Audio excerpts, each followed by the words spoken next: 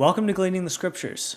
Gleaning the Scriptures is a ministry that loves Yeshua, loves Torah, and loves all people who love Yeshua, not just those who keep Torah. Here on this channel, we plan to have a live Bible study every Wednesday night for a while. Starting at 6 p.m. Eastern Time, we're studying the book of Leviticus. And once every 2 months or so, we have full-length Torah portion devotionals that generally consist of a pre-video and a main video, each about 45 minutes or so in length. Furthermore, we offer spiritual counseling to strengthen those who have been saved and to save those who are experiencing mental illness and all kinds of other horrible things. And we also offer devotionals sent right to your email address and many other resources that can be found at our website, www.gleaningthescriptures.com. None of this would be possible without those who donate to this ministry. So please donate to the ministry. All of these resources, including weekly counseling, it's free to you. Even if that counseling you don't have to be someone who's mentally ill to get counseling. If you want a Bible study partner, if you want to have fellowship with somebody, if you want to teach somebody what you're learning, all of that falls within the counseling realm. All of these things that I'm describing here are all free, thanks to our donors, but thanks to God. Thanks to the talents that He's put in each and every one of us that are part of GTS. So, without further ado, lace up those hiking boots and let's take a mini trip into God's Word together.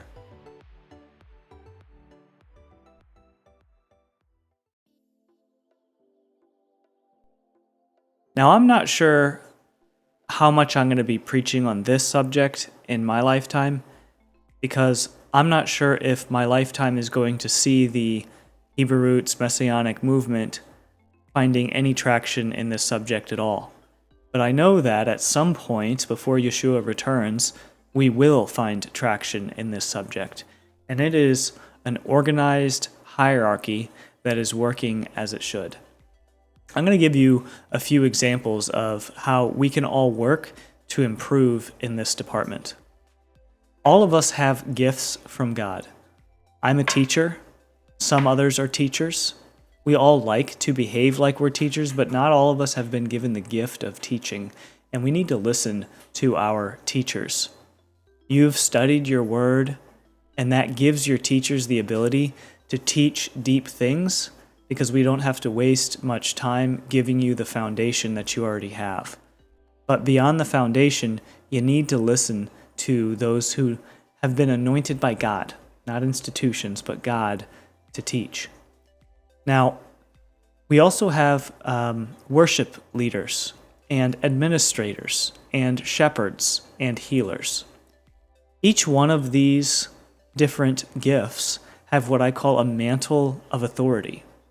So I've been taught that when I teach, I have on my mantle of authority, and I teach with authority. The authority that says, this is what needs to be applied. If you're going to be part of our group, this is what needs to be applied right now, and if you don't apply it, there are going to be judgments as a result of it. And this keeps us from becoming spoiled, rotten kids, right? This judgment is what keeps us going in the right direction. I don't like doing the judgment, you don't like receiving the judgment, but the result is something that both of us like. That's the mantle of authority. And then when I'm done teaching, I'm supposed to take off my mantle of authority, and that's hard for all of us to take off our mantle of authority and let somebody else take authority. Let me give you a picture of what this would look like. So let's say that a worship leader, right? A worship leader has got a beautiful song in their heart, right? The heart is desperately wicked above all things. Who could know it? They've got a beautiful song in their heart. The words and the music is there, and they're working on it. And then they go and they have lunch with the teacher or a teacher that's part of their fellowship. And that teacher enlightens them on a new lesson that he's going to teach the congregation. Well, the worship leader is not the teacher. The worship leader should be directing his music in the direction of the teaching that he just learned from the teacher. He should be taking off his mantle of authority, saying, I'm going to allow the teacher to guide my worship ministry in this way. And then when the worship minister is doing his music and providing the salubrious message that the teacher has taught him in the music, while he's doing that, the teacher is taking off his mantle of authority and giving it to the worship leader and allowing the worship leader to lead him and the whole group in worship. Because the worship leader knows how to worship much better than the teacher knows how to worship. The teacher knows how to teach, the worship leader knows how to worship. How does that fall in line with a shepherd? A shepherd knows 100 miles down the road, we're going to be over there at building A. So the teacher gets with the shepherd for lunch one day, and the shepherd shares his overall mission of the flock, we're headed in this way, and this sheep is over here, and that sheep is over there, and these other sheep here are doing really, really good.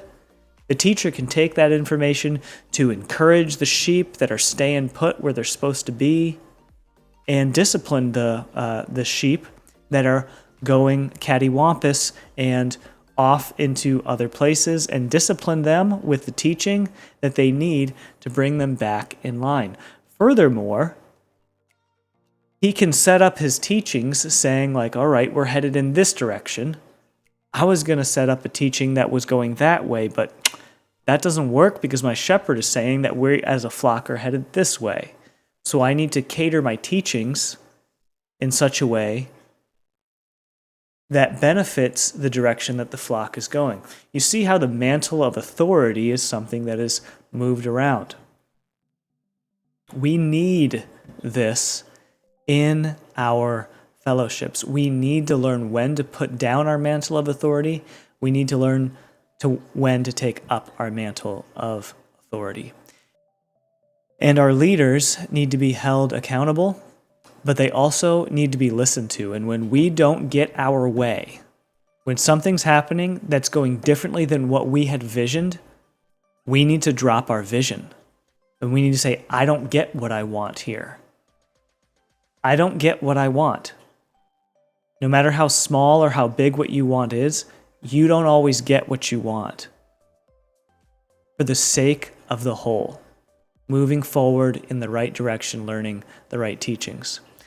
Secondly, everybody who has a talent, you need to hear this. For instance, tongues. Those who have the interpretation and the ability to speak in other languages.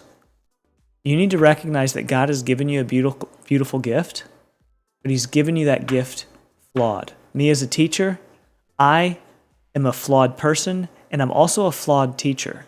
The reason I'm a flawed teacher is because there are very few people who are willing to encourage me as a teacher and help me to be a better teacher. Instead, what most Messianics and Hebrew roots people do is they find these talents and then they put all of their efforts towards stifling the talent that is in one another because we're scared to move forward, because we've all sacrificed so much in the past, we're scared to sacrifice anymore. But if you're guilty of burying talents or stifling the talents of your brothers and sisters, there is hell to pay for you. That's why we're so divided, and that's why we keep getting divided, because we're going through hell, because we keep burying one another's talents. Instead, we should be looking for the talents that are in one another, and then having the humility and sacrifice and love for Yeshua and love for one another to build up those talents. So if you have the gift of tongues or the gift of teaching, you've been given a gift on purpose and with purpose, and it's flawed, because it's up to you to surround yourself with a community who is willing to help guide you in that talent. You have to hold to your convictions that you know are from God, but you also need to listen to your brothers and sisters and recognize when they're helping you sort through a flaw that's in your talent. You are not the ultimate authority on your talent. They are the ones who benefit from your talent, so you need to listen to them. So in order for us, if I'm going to keep preaching on this, I need to see some fruit here.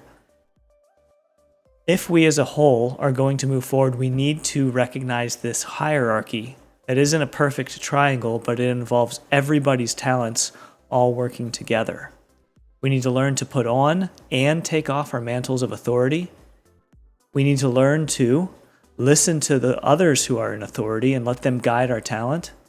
And we need to not be so guarded that our talents aren't able to be improved, and not be so scared that we're not willing to lift up godly talents in those around us.